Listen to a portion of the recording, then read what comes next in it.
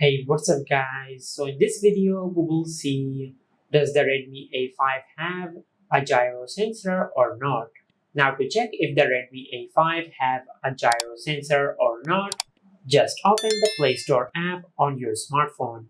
Now in the search bar, just search sensor test.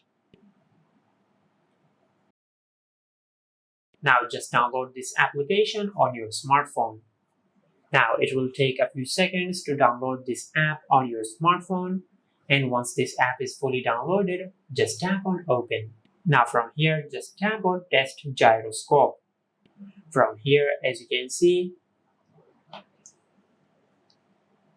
your device does not have this sensor, which means that the Redmi A5 does not have a gyro sensor.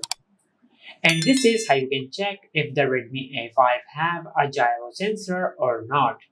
If you found this video helpful, please like the video and subscribe to our channel and hit the bell icon to get notified when we upload a new video.